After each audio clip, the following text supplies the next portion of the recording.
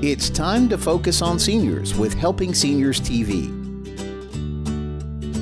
The television show designed to make you aware of senior issues and needs, as well as to acquaint you with the resources available to help you age in place and with dignity. Now, here's your host, Joe Steckler. I'm Kay Kaiser, and welcome to Helping Seniors, the television arm of Helping Seniors of Brevard County. Our show is designed to provide you with information on how to develop your own aging and care plans. Our topic today is the Helping Seniors Charity Auction. Joining me today is Joe Steckler, President and founder of Helping Seniors of Brevard. Welcome, Joe. Thank you, Kay. It's different sitting in the side seat every day. But I understand the need for it because I think it's really important for people to understand why it is that nonprofits are so dependent on the generosity of the general public in order to make their way in life. Absolutely. What do people need to really know about nonprofits and the fundraising that go on here, to survive? Well, too many people think that grants provide the sum and substance of nonprofit operations. That's the farthest thing from the truth. Actually, according to the grant-making organizations, about 7% of the total amount of money that's used in charity work comes from the grant process. Wow. Most of it comes from private donors, annual fund contributions, charity fundraisers, services some organizations provide. But what it really amounts to is whether or not a nonprofit can put together a good fundraising plan, because it's a business plan. It's just like running a business in a strip mall. It's just like anybody else. If you have a good plan, right, you have a chance to succeed. If you don't have a plan, you're going to fail. And if anybody's the best planner, you are the one. It reaches to the top. It's yes. Like something I learned through my 38 years of military service. You see people that wear chests full of decorations. They have all kinds of medals for everything that's happened. Very, very few people acquire those medals through personal effort.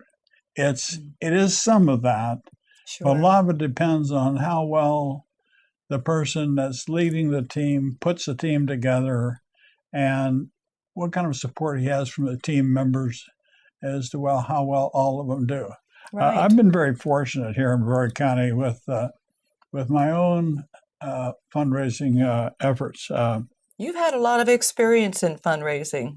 Well, I have, and I know years ago I was the treasurer of the National Federation of Interfaith Volunteer Caregivers, a national organization that was funded by the Robert Wood Johnson Foundation. And I told the organization it was managed by a bishop, and I told him, Bishop, you need to have a good fundraising plan in place. I said, what happens or what will happen if the Robert Wood Johnson Foundation withdraws their multi-million-dollar grant support? Sure. And good question. Yeah, it was, because it actually came to pass. And I got $150,000 from the Weinberg Foundation to help us put in place a fundraising program for the interfaith volunteer caregivers, but it was too late. Oh, too bad. The funding was pulled, the organization failed, but there were a number of organizations that continued, and those organizations continued because they had a good plan in place. And three of those organizations were right here in Brevard County, Florida. Three of them started with the Brevard Alzheimer's Foundation, and they were respite programs. And they're still in existence today, 15 years later. Amazing. So, well, it's important to have stable funding to nonprofits. It's an unstable world sometimes, and to try to survive and keep things going smoothly, particularly with Helping Seniors of Brevard, we're coming up to our first anniversary, and we have made some major milestones in our community. But as a nonprofit, it's very important for us to have that stable funding. Wouldn't you agree? I agree. As the president of the organization, it's even more apparent to me because we have a board of directors. Right. But the board of directors are, they're sort of tasked with helping develop the funds, but it takes somebody to put the funding plan together. Sure. And that's the president of the organization's job, unless they've got a designated development officer, and we don't have that. Right. Not yet. Maybe some point in the future we will have that. Mm-hmm. But right now, that task sort of falls under my purview, and it's very difficult to break into established funding. We're sort of a newcomer to the senior care scene in Brevard County, Florida. Right. But while we're new, the service helping seniors provides is something that it's not in competition with other organizations. Rather, the helping seniors serves to complete. And Kerry right. Fink, who is our media director, and he's the president of TYG Media, he often makes the comment that we try to complete the service, not compete with other people. We have a lot of wonderful services here in Brevard County, Florida, but that's right. If people don't know about them, it's not going to do any good. Nothing's going to happen. Nothing's going to get resolved or solved. Right. I totally agree with you. And it brings me to another point. Are all nonprofits deserving of funds? Is that a sticky question? It is. It's kind of like the loaded potato you get at Texas Roadhouse.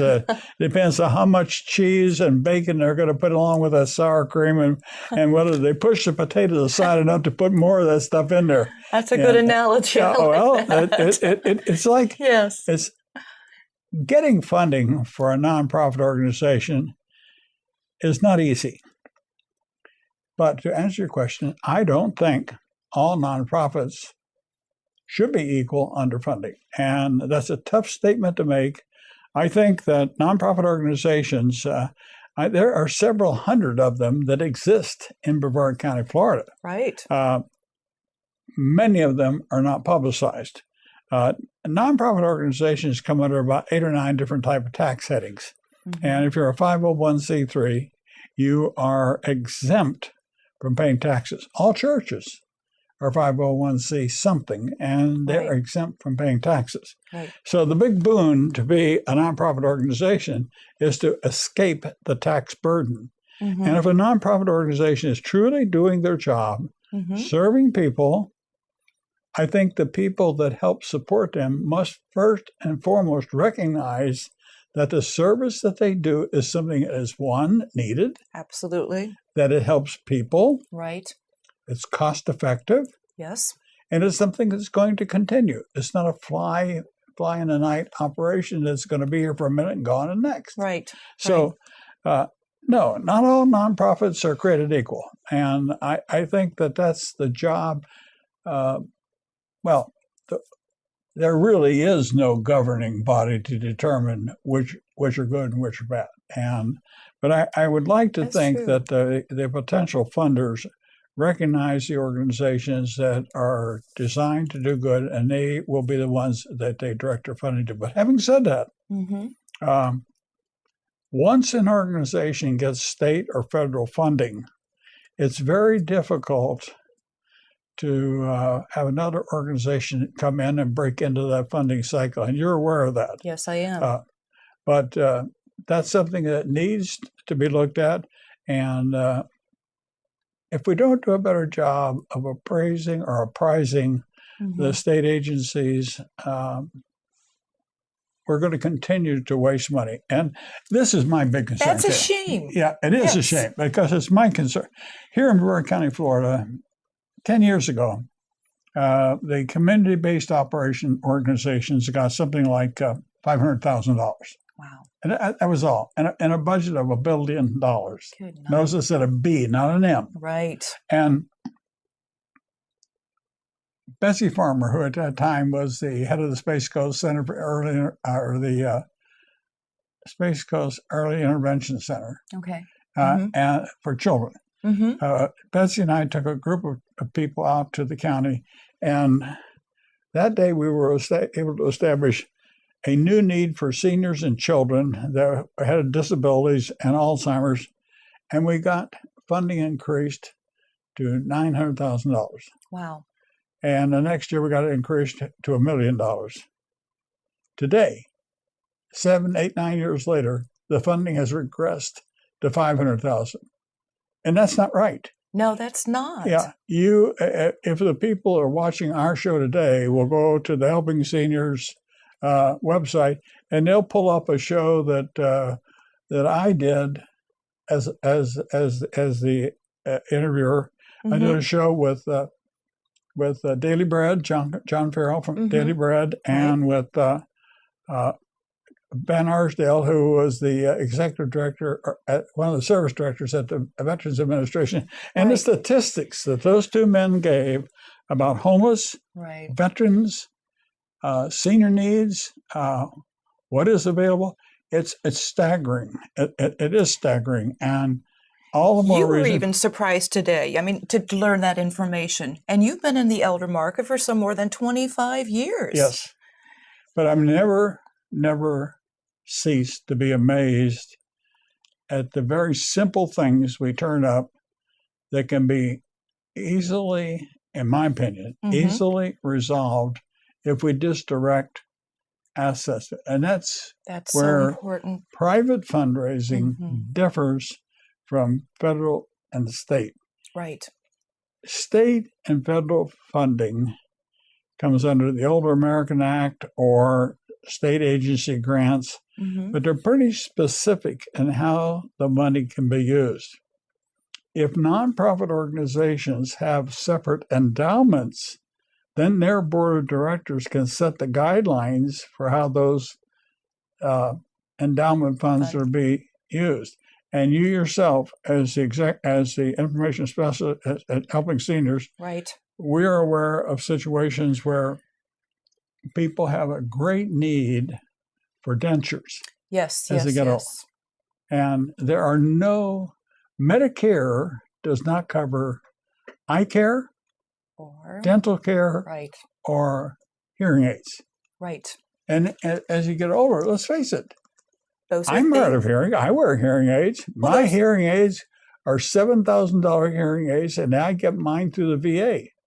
The sad part about it, in Brevard County, Florida, I heard a statistic that if we talk 67,000 active veterans here in Brevard County, along with roughly 180,000 dependents of veterans, we're talking roughly 250,000 people. That's a lot of people in our own county that are eligible for veterans benefits, which would include eyeglasses, dental care, and hearing aids. But people don't know about this, Joe. They don't. That's why we're doing a show on a charity auction, because, and before the time runs out, we've got to talk about charity auction. I'm going to give us on track for that. But it's all part of a grand plan, Kay. But you're good.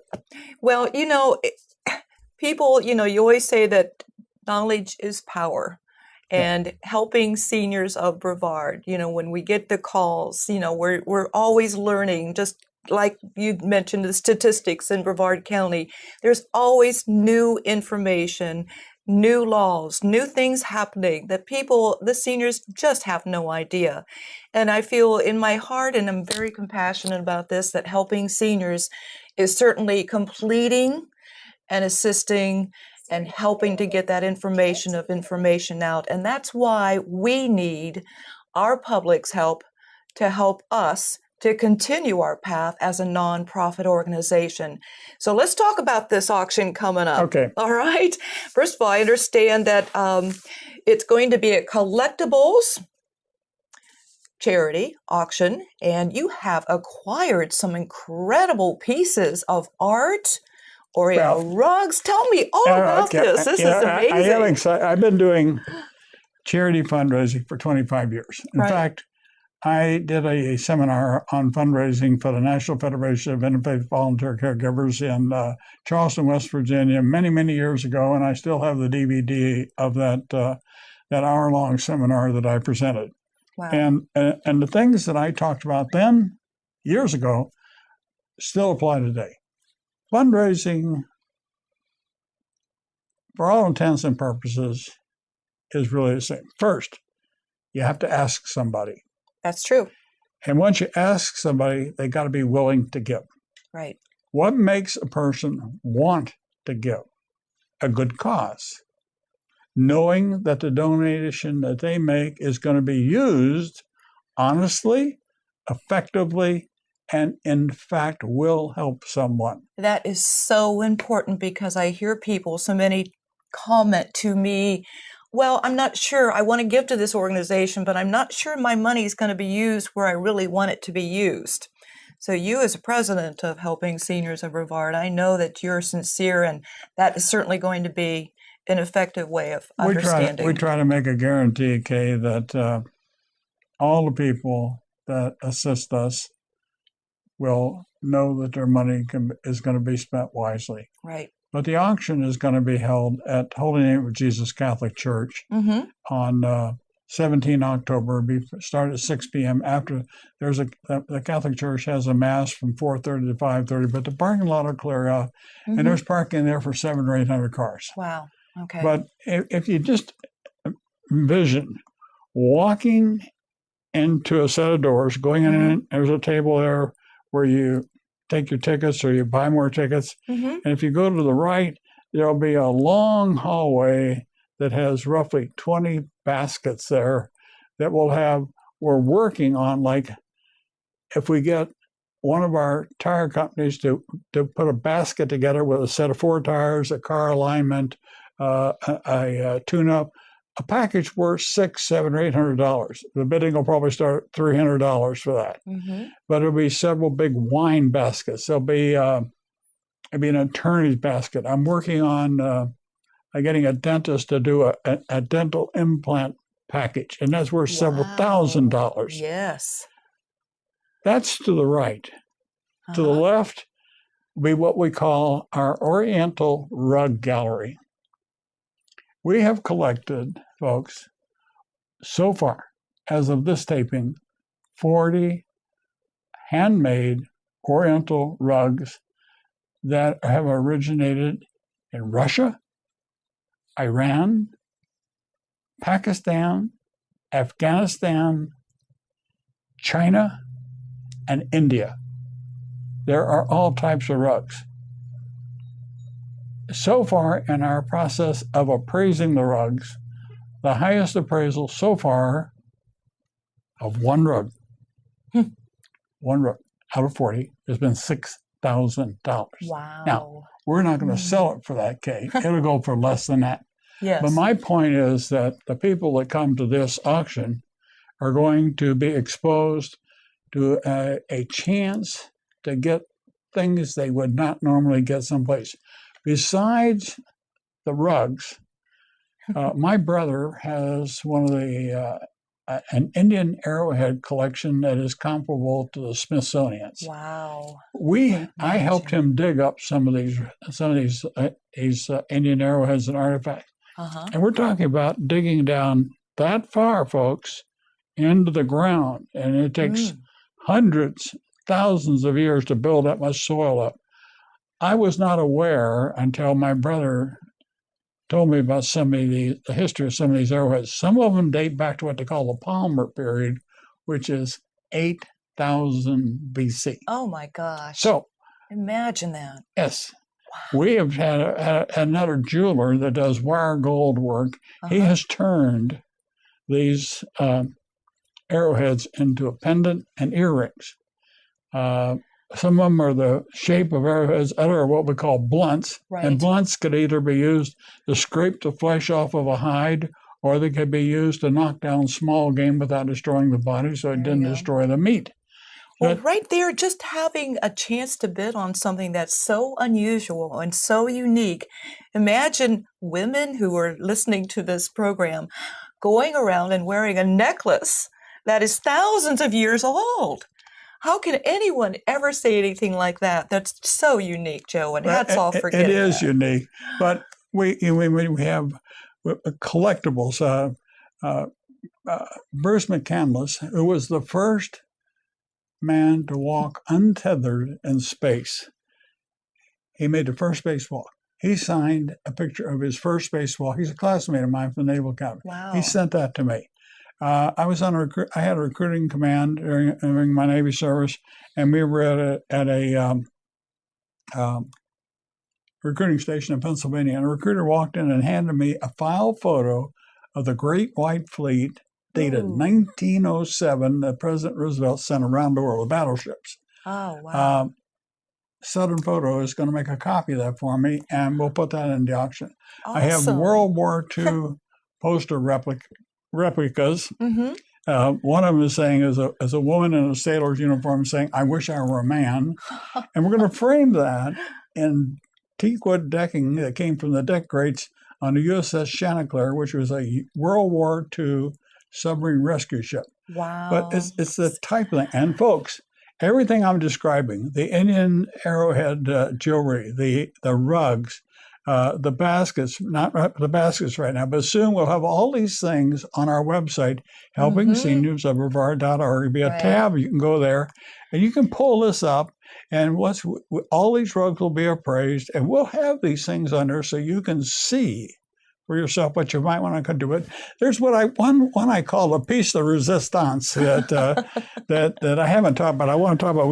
I got a little bit of time. And I want to make sure I mention this too before you tell me the pièce de résistance. I can't say my French here today.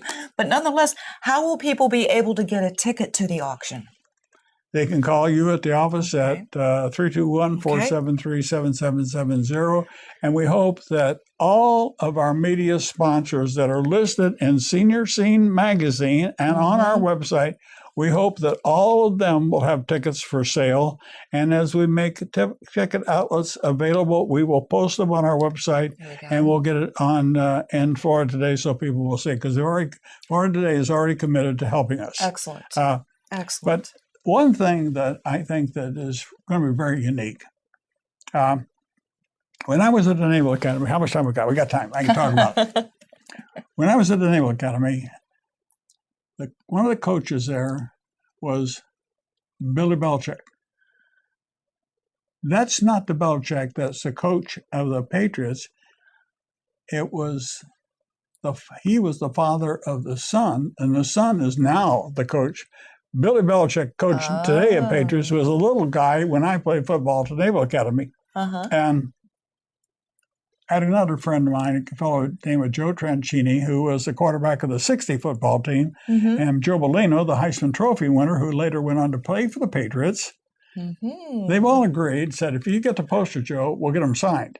So Charles Fazzino, who is the artist that does the Super Bowl poster, has been very, very kind to us over the years, as have a number of other Florida artists.